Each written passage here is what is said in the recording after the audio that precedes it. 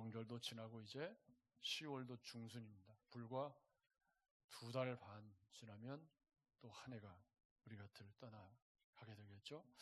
우리 기준으로는 찬양 축제가 끝나면 또 한 해가 끝나가는 겁니다. 여러분,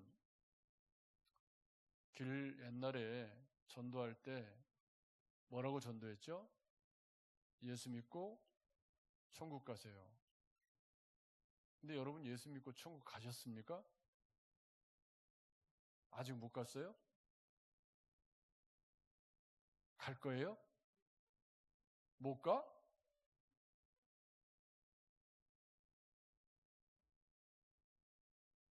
예수 믿고 천국 가세요 했는데 아직 우리는 천국에는 못 가고 있네요. 이 땅에 임한 천국은 분명히 우리가 누리고 있는데, 근데 이 땅에 임한 천국이 과연 천국이냐? 여러분 어떻습니까? 명절 기간에 행복하셨습니까? 아니, 사람들에게 예수 믿고 천국 가세요 그랬는데 나는 천국이 아니요. 명절 기간에 가서 봤더니, 그러면 천국은 도대체 어떻게 가는 거죠? 여기 우리 신앙생활에 문제가 있다고 생각합니다.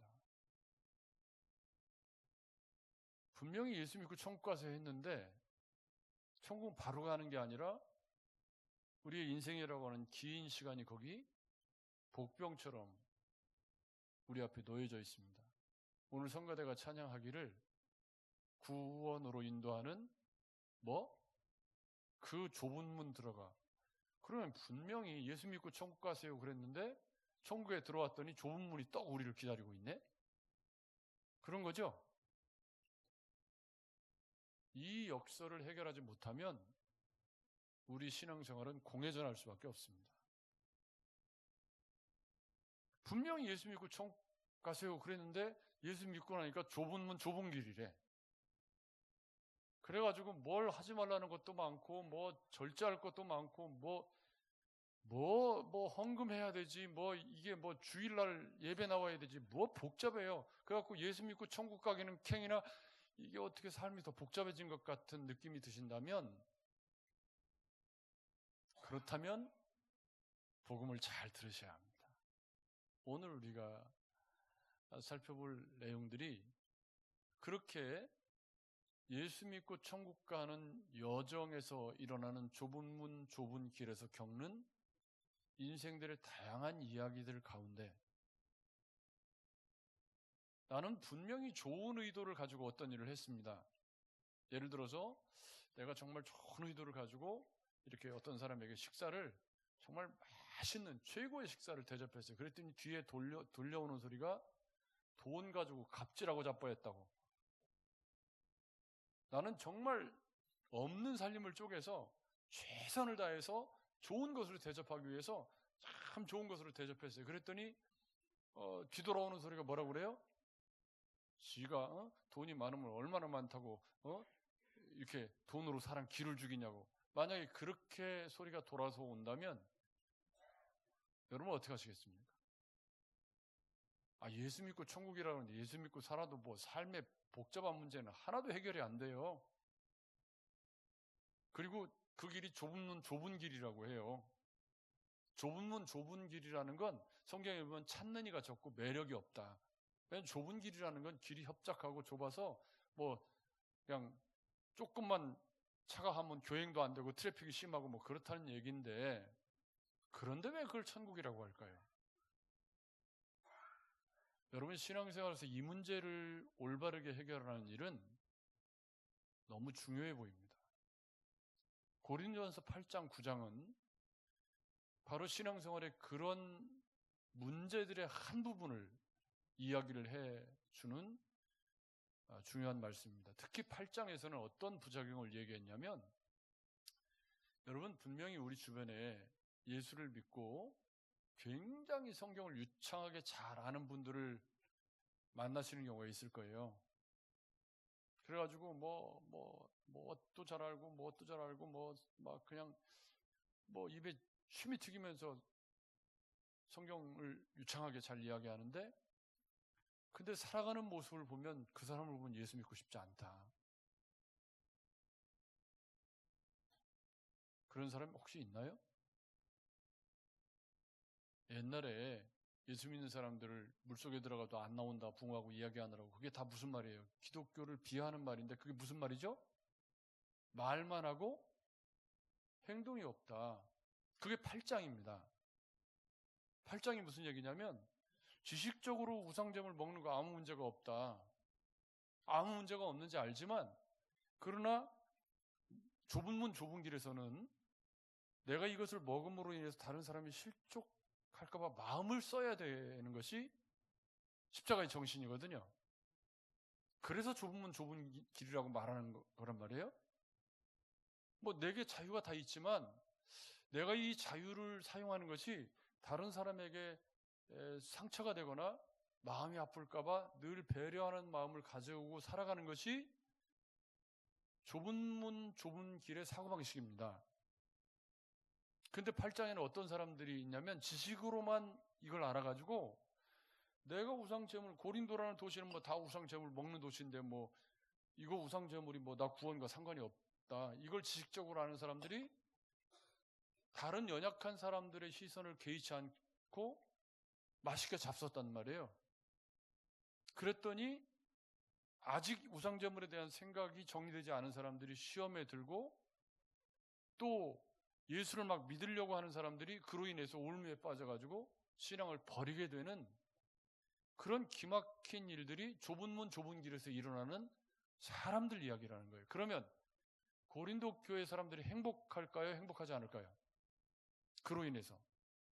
더더군다나 고린도 교회는 분당과 분쟁이 있었습니다.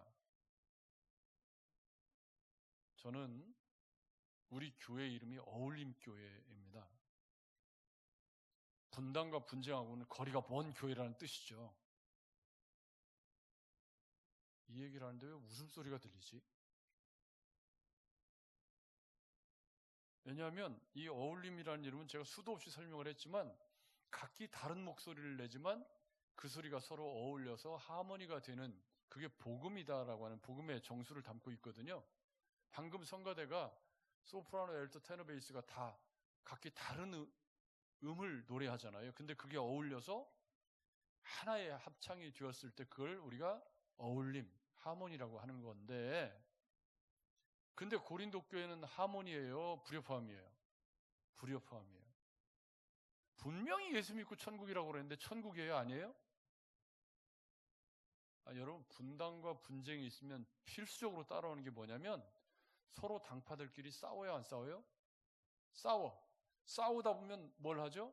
공격을 하게 되고 약점을 찾게 되고 마음이 상하게 되고, 분명히 예수 믿고 천국이라고 그랬는데 천국은 팽이나 교회가 지금 4분 5열이 돼가지고 뭐 바울파, 개바파하고 서로 뭐 자기 소견에 오른 대로 싸우고 있는 그런 상황이 좁은 문 좁은 길에서 일어나는 우리의 현실입니다. 저는 제 목회에서 그런 분당의 문제는 교회에 있어서는 안 된다라고 하는 원칙을 가지고 누구를 편애하거나 이걸 하지 않아야 한다, 교회가 당을 짓는 일을 해서는 안 된다는 원칙을 지금까지 잘 지켜오고 있는데, 감사하게도 우리 교회는 그게 아직까지는 큰 문제 없이 잘 이루어져 가고 있습니다. 이게 얼마나, 만약에 여러분 교회가 이렇게 두 파로 나눠서 싸우고 있으면 여러분 어떻게, 어느 쪽에 줄 서야 돼요? 이건 참 어려운 일입니다. 그러다 보니까 파생되는 부가적인 문제들이 있었습니다. 그래서 9장은 세 가지 목적으로 쓰였습니다. 첫째 문제는 8장의 지식으로 복음을 남용하고 자유를 남용해서 다른 사람들을 상처 주는 사람들에게 복음은 권리를 포기하는 것이다. 이게 8장의 핵심 메시지입니다. 그래서 좁은 문 좁은 길인 거예요. 제가 갈라디아서에서 성숙한 자유라고 부른 자유가 바로 고린도전서에서는 복음을 위한 권리 포기, 그게 성숙한 자유가 가장 아름다운 방향으로 가는 아름다운 열매라고 보아야 합니다.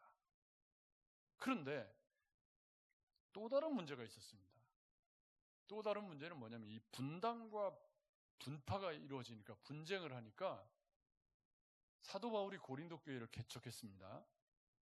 근데 그 고린도 교회 내에 게바파, 또 아볼로파, 심지어 예수 그리스도의 부활을 목격했다고 하는 그런 사람들이 서로 분당과 분쟁을 하고 있습니다. 그러니까 가장 사도 바울에게 문제가 되는 건 너는 12사도가 아니지 않냐. 사도권에 대한 문제입니다. 분쟁이 있으니까 피할 수가, 분당과 분쟁이 있으니까 당연히 게바파 쪽에서는 뭘 문제 삼아요? 너 사도도 아니지 않냐, 너는. 네가 무슨 사도냐? 사도 아니라는 거죠. 또 하나는 그런 사도가 아니라고 하는 비아냥거림 속에서 사도가 아니니까 뒤가 캥기는 게 있어서 다른 사람들은 다 사역비를 받고 사역을 하는데, 고린도에서 사도가 1년 6개월 사역하는 동안 뭐 했죠? 브리스길라와 아굴라 부부와 함께 장막 치는 일을 하면서 자비랑 사역을 했습니다. 그 자비랑 사역이 참 논란이 많죠. 근데 고린도전서를 잘 읽어보면 자비랑 사역이 원리가 아니고 올바른 사역비를 받는 것이 원리라고 사도 바울은 굉장히 길게 설명을 하고 있습니다. 따라서 고린도전서 9장은 세 개의 목적지를 향해서 가고 있는 겁니다. 가장 중요한 목적은 뭐죠? 8장의 지식으로 여러 지체들을 시험 들게 하는 사람들에게 복음이란 권리를 포기하는 일이다. 그게 올바른 지식이다. 이것을 이야기하고자 하는 것이 9장입니다. 그런데 이 이야기를 하려면 반드시 어떤 이야기가 같이 따라와야 되냐면 사도권에 대한 정당한 변호와 내가 왜 자비랑 사역을 했는지에 대한 설명이 뒤따라야 되는 거죠. 그래서 요절은 12절과 15절입니다. 9장의 요절은 그러나 두 개의 그러나가 요절인데, 그 그러나로 가기 위한 사도 바울의 논증을 살펴보아야 하는 것이 우리의 숙제인 거죠. 자, 내가 자유인이 아니냐라는 이야기를 처음에 이야기를 하고 있습니다. 이 자유인이라는 말은 오호 자유하는 그 예수 믿고 너 자유 얻었네, 나 자유 얻었네 하는 바로 그 자유를 의미하는 말입니다. 내가 자유인이 아니냐, 이 자유인이 아니냐라고 하는 이 질문은, 나머지 세 개의 질문은 전부 다 사도권에 관한 질문인데, 이 자유자가 아니냐라고 하는 질문은 이 복음 안에서 8장의 사람들을 염두에 둔 그런 질문입니다. 그래서 내가 자유인이 아니냐라고 하는 것은 고린도 교회의 서로 다른 지도자들을 섬기면서 분당을 이루고 있는 그런 비방하는 사람들, 그런 사람들에게 내가 자유할 권리가 있지만 사용하지 않았다라는 것을 이야기하기 위해서 내가 자유인이냐라는 질문을 제일 먼저 던진 겁니다. 그러니까 이 자유인이냐라고 하는 질문은 그 자유가 복음을 위한 권리 포기로 사용되어졌을 때 그 자유가 진정한 자유가 된다. 근데 이 자유는 갈라디아서의 주제이기도 합니다. 그러니까 복음이란 예수 그리스도를 닮고 뒤따라가는 것인데, 여러분 그렇죠? 그 예수 그리스도께서 죄에서 자유를 우리에게 얻게 하셨습니다. 그 자유는 어떤 자유죠? 사도 바울의 설명에 의하면 복음을 위해서 권리를 포기하는 자유. 그게 자발적으로 시행이 될 때는 어떻게 되죠? 여러분 보세요. 인생을 살면서 착한 일하고 좀 좋은 일을 하면 기분이 좋아요, 나빠요? 어쩌다가 제가 집이라도 청소하고 좀 설거지라도 해놓고 아내가 오면 어떻게 해요? 여보 어때? 좀 깨끗해? 이거 뭐죠? 그런 거잖아요. 뭐라고? 그런 거잖아요. 그러니까 하나님께서 하나님의 형상대로 주신 우리의 본성 속에 착한 일을 하면 우리의 영혼이 기뻐하도록 저는 사람이 그렇게 설계되어져 있다고 믿습니다. 복음은 바로 우리 안에 있는 그런 주님을 닮은 종교성을 잘 세워가도록 복음을 위한 권리 포기라는 건 바로 그런 의미를 담고 있습니다. 우리의 영혼이 기뻐하도록 우리가 우리의 몸을 선한 일에 사용해서 권리를 포기하는 것이 이 땅에 임한 천국을 누리는 가장 중요한 비결인데, 문제는 우리가 예수 믿고 나서 그걸 안 하는 거예요. 그러니까 예수 믿고 살아가는 삶이 어떻게 돼요? 분명히 예수 믿고 천국이라고 그랬는데 천국은 쾌히나 맨날 싸우고 맨날 마음 상하고 뭐 비교하고 열등감에 쪼달리고 있고, 왜 그런지 모르겠어요. 가장 우리 인생을 황폐하게 만드는 것이 비교의식입니다. 시기와 질투, 열등감이죠.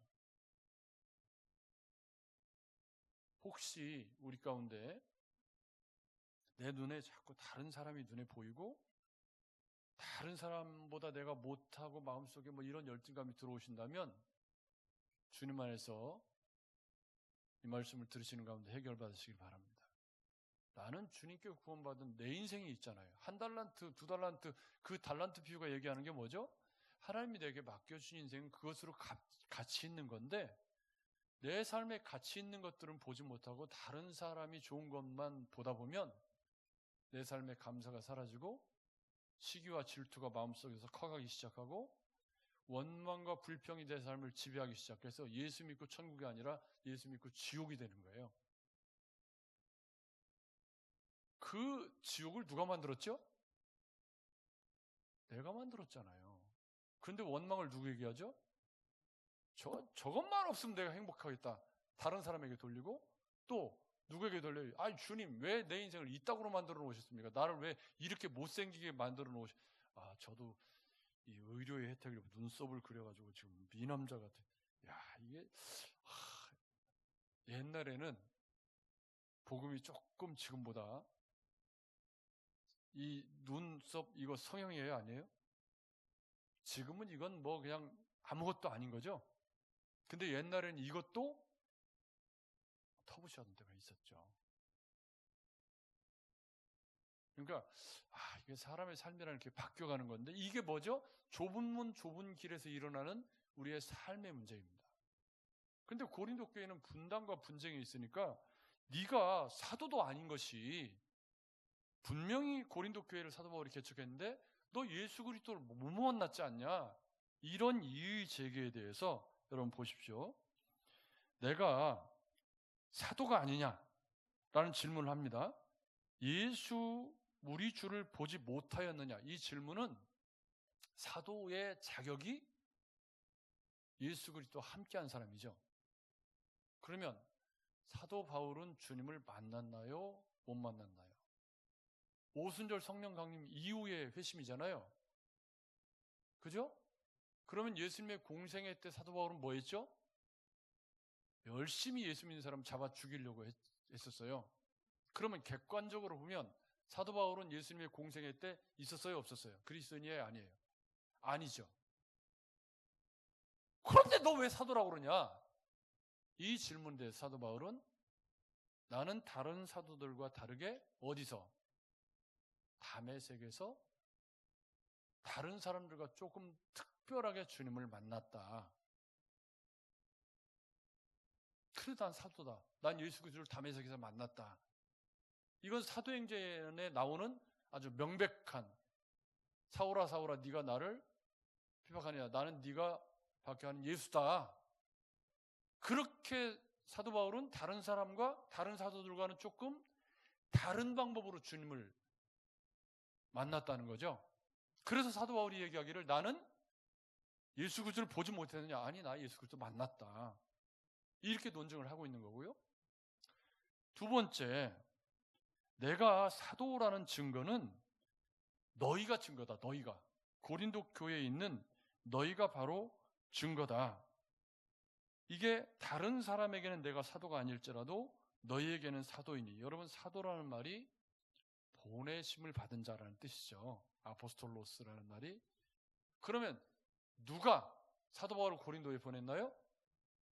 우리 주님이 보내셨어요. 분명히 마게도냐에서 이렇게 마게도냐 갈 의지가 없었는데 빌립보 교회를 이렇게 넘어서 고린도까지 가게 하신 분이 주님이셨거든요. 그래서 주님이 보내셔서 고린도 교회가 세워진 거예요. 그러니까 사도 바울의 자격이 없다라고 하는 것에 대해서 내가 보냄받은 자로서 고린도 교회의 복음을 들고 너희가 갔기 때문에 예수를 믿은 것이, 너희가 고린도 교회가 세워진 것이 내가 보냄받은 자라고 하는 증거다. 이게 사도권 논증에 대한 간단한 논증입니다. 이건 크게 제가 볼 때 중요하지 않기 때문에 어쨌든 이 두 가지 논증을, 사도권에 대한 논증을 하고 있습니다. 그러면서 이제 그 다음부터 나를 비판하는 자들에게 변명할 것이 이것이니, 그러니까 비판하는 자들이 있었어요. 사도 바울을, 고린도 교회의 설립자인 사도 바울을 사도권이 없다. 또 하나는 뭐죠? 사도권이 없을 뿐만 아니라 뭔가 뒤가 구린 것이 있으니까 사역비를 안 받고 자비랑을 했다. 이렇게 교회가 분단과 분쟁에 시달리니까 괴 소문이 막 예수 믿고 천국은 쾌이나 이렇게 되면 어떻게 되죠? 맨날 싸우고 교회가 얼마나 힘들겠습니까? 여러분, 그런데요, 그들 저를 보십시오. 우리 인생의 대부분의 다툼은 우리의 시선을 감사로 돌리고 나면 아무것도 아닌 것들입니다. 우리 신앙생활에서 가장 큰 문제는 감사로 인생을 바라보지 못하는 바로 그것에 있어요. 저는 요즘에 이제 60대가 중반을 향해서 조금씩 넘어가면서 매일 하는 감사가 있습니다. 오늘 건강해서 운동할 수 있는 게 참 감사하고, 물론 오늘 말씀 전할 교회가 있고 말씀을 듣는 성도들이 있는 것도 제게는 늘 감사한 일입니다. 근데 이 모든 문제에 감사가 사라지고 나면 그 자리를 뭐가 다 차지하죠? 결핍이 차지합니다. 결핍은 상대적으로 시기와 질투를 부르고 낙심을 부르게 됩니다. 그러면 수만 가지 감사가 있음에도 불구하고 불행해지는 거예요, 인생이. 결핍이 많은 것도 아니죠. 생각해보면 가진 것이 훨씬 더 많고 없는 것은 지극히 작은 것에 불과합니다. 여러분, 그렇죠? 근데 그 작은 것이 전부인 것처럼 느껴질 때 시기 질투가 난무를 하고 관계를 깨트리고 자기 인생을 곤두박질, 생지옥으로 만드는 일들이 일어나는 거죠. 따라서 감사의 시각으로 인생을 바라보는 건 예수를 믿는 복음이 가야 할 가장 중요한 길이라는 것을 여러분 깨달으시기를 주님의 이름으로 축복합니다. 그래서 이제 사도 바울이 비판하는 자들에게 변명할 것, 첫째, 먹고 마실 권리가 없겠느냐. 이 질문은요, 먹고 마실 권리가 없겠느냐, 이 질문은 뒤에 보면 우리가 신령한 것을 뿌렸은즉 육적인 것을 거두기로 과하다 하겠느냐. 또 성전에서 일하는 자들이 성전에서 나는 것을 먹으며 제단에서 섬기는 이들이 제단과 함께 나누는 것을 너희가 알지 못하느냐. 이게 먹고 마시는 권이 8장에 있는 우상 제물에 관한 이야기가 아니라, 여기서는 먹고 마시는 권이 없겠느냐는 정당한 사례를 받고 먹고 마실 권리가 내게 있다는 걸 안다. 내가 그거 몰라서 자비랑한 거 아니다, 그런 의미예요. 여러분, 이해가 되셨죠? 그 다음에 다른 사도들과 주의 형제들과 게바와 같이 믿음의 자매된 아내를 데리고 다닐 권리가 없겠느냐. 왜 권리라는 말을 자꾸 쓰고 있죠?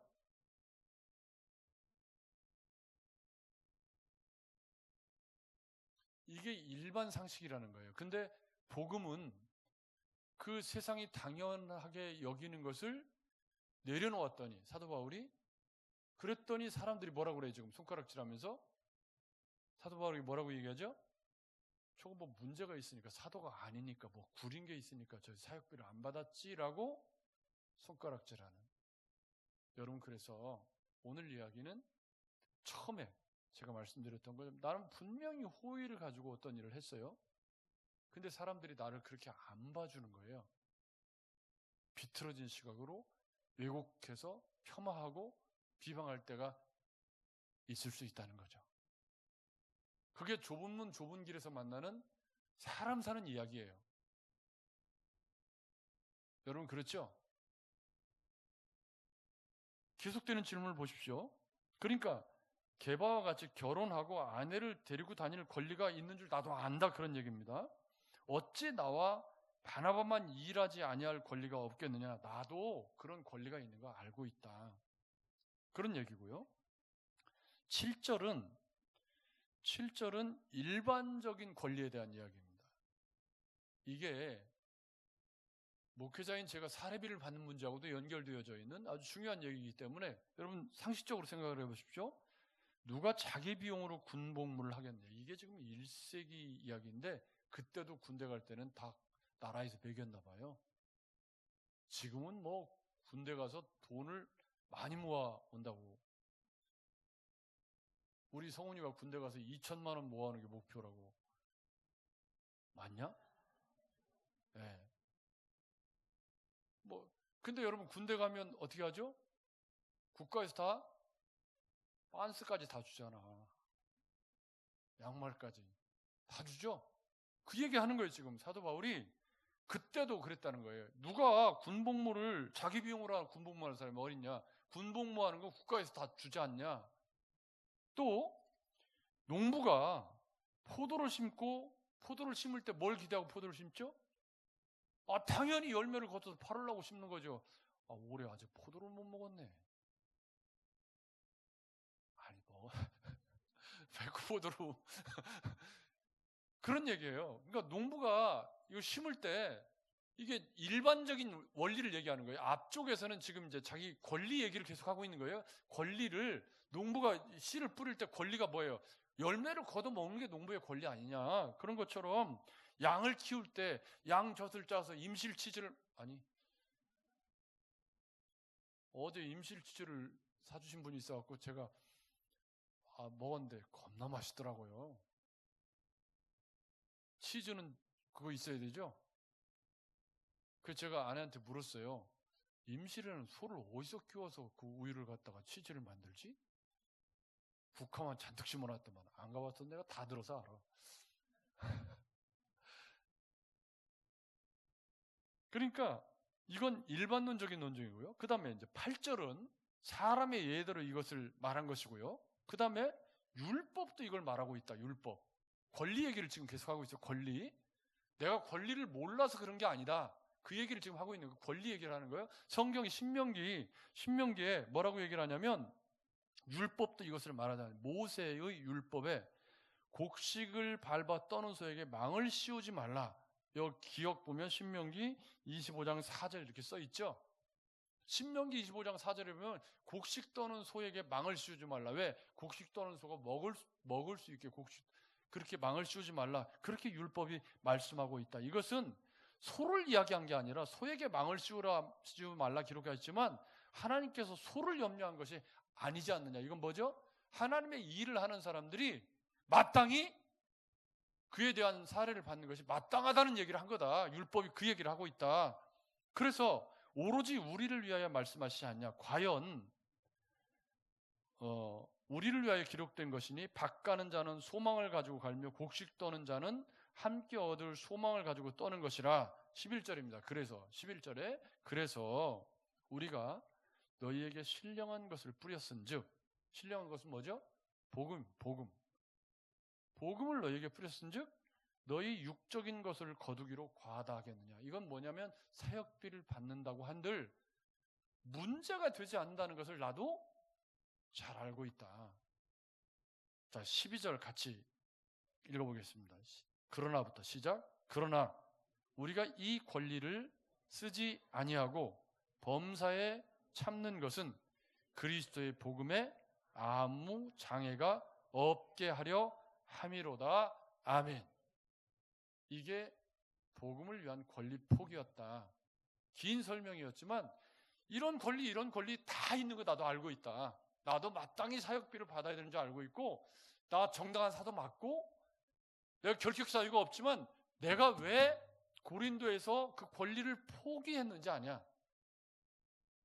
그것은 이 복음을 전하는 일에 장애가 없도록 내가 복음을 위해서 권리를 포기한 것이고 낮아진 것이다. 그런데 그게 오해를 받고 사도권의 의심을 받고, 여러분 사도 바울의 입장에서 보면 이게 분통이 터질 일이잖아요.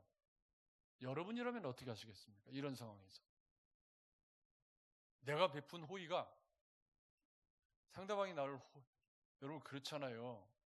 경우가 그렇잖아요. 경우가 내가 이렇게 어떤 사람에게 선을 베풀었어요.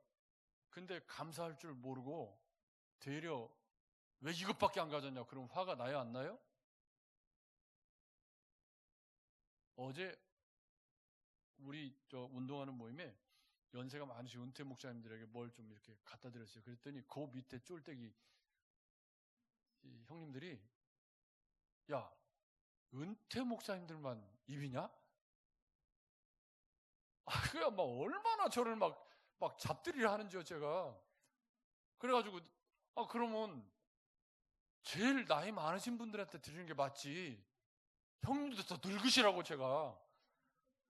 그러고 이제 그러고 말았는데, 여러분 살다 보면 그런 일이 많이 일어납니다. 그런데 좁은 문 좁은 길이라는 의미는 바로 그럴 때 복음이 개입되는 순간이 바로 그때라는 거죠. 여러분이 사도 바울의 입장이라면 지금 얼마나 화가 나고 피가 거꾸로 돋고 정말 속이 얼마나 상하겠어요. 여러분 그렇죠? 고린도에서 두려워서 떨었고요. 아덴에서 실패했기 때문에 사도 바울이 고린도에서 복음을 전할 때 벌벌 떨면서 복음을 전했어요. 거기서 얼마나 처절하게 고린도에서 사역을 했는지 모릅니다. 그렇게 세워진 교회인데 그 교회가 지금 4분 오열돼가지고 분당하면서 저거 사도가 아니고 뭐 문제가 있으니까 이렇게 자기를 이렇게 의심하고 배관시하고 이렇게 바라보고 있다면, 내가 사도 바울이면 야이 그랬을 거 아니에요. 제 말을 안 들으셨죠? 그랬을 거 아니에요. 그런 사도 바울의 마음을 행간 속에서 읽으셔야 돼요. 그런데 그런 그들을 위해서 사도 바울이 내린 결론은 뭐예요? 따라서 합시다. 복음을 위한 권리 포기. 14절이 결론이거든요. 이와 같이 주께서도 복음 전하는 자들은 복음으로 말미암아 살리라 명하셨느니라. 복음서에 명백하게 나오는 말씀이에요. 그런데 그 권리를 하나도 쓰지 않았다. 그 이유는 복음이 복음되게 하기 위해서. 자, 여기서 질문입니다. 예수 믿는 게 행복하십니까? 아무도 아멘을 안 하시는 거 보니까 안 행복하신 모양입니다. 저는 예수 믿고 목사가 되어서 30년이 훌쩍 지나가고 있는데, 가면 갈수록 첫째는 설교가 어렵다. 그러니까 본문을 아는 진폭과 이해의 지평은 점점 더 높아져 가고, 성경 전권을 제가 묵상글을 다 썼고 설교 안 한 책이 하나도 없기 때문에 이해에 대한 진폭은 계속 더 넓어져 갑니다. 그러니까 성경을 쉽게 훨씬 더 잘 전할 수 있는 소양은 늘어가는데 설교는 점점 더 어려워져요. 그 이유가 뭐냐면, 이 말씀을 듣고 한 영혼이라도 말씀 앞에 은혜를 입고 말씀이 영향력이 되어서 헛걸음하는 사람이 없어야 되는데 라고 하는 부담감이, 이게 목회를 하면 할수록 더 가중이 되는 것 같아요, 저는. 그래서 주일날 오후 예배 마치고 집에 들어가면 완전히 막 뻗어가지고 파김치가 돼서 뭐 쉽게 지금 설교를 하는 것 같지만 제 안에는 그런 영적 부담감이 자꾸만 목회를 하면 할수록 더 커져가는 느낌이 들어요. 그래서 보고 또 뭐 열심히 하고 있죠. 여러분, 예수 믿는 삶이 분명히 천국이어야 하는데 거기가 또 좁은 문 좁은 길이 되는 이유는 바로 이 싸움이 우리 가운데 너무 치열하기 때문입니다. 주님은 복음을 위해서 권리를 포기할 때 우리 안에 은혜가 들어오고 예수 믿는 기쁨이 충만하도록 그렇게 우리를 부르셨어요. 그게 나를 구원하신 목적입니다.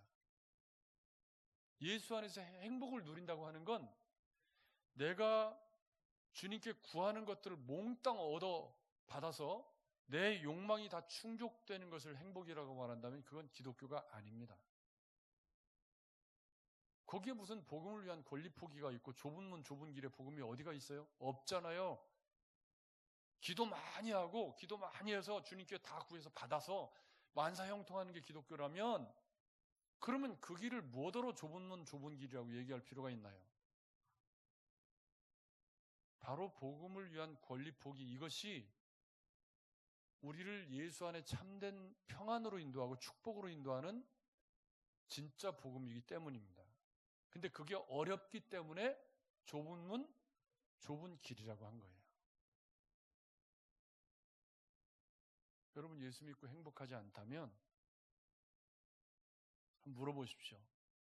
나는 예수를 내 욕구를 충족시키기 위한 방편으로 예수를 믿고 있는지, 아니면 복음을 위해서 내 권리를 포기하고 십자가의 정신으로 주님을 따르는 진정한 복음의 사람이 되는 것을 목표로 달려가고 있는지, 여기를 점검해 보면 명백하게 예수 안에서 기쁨이 없는 이유를 찾으실 수 있을 겁니다.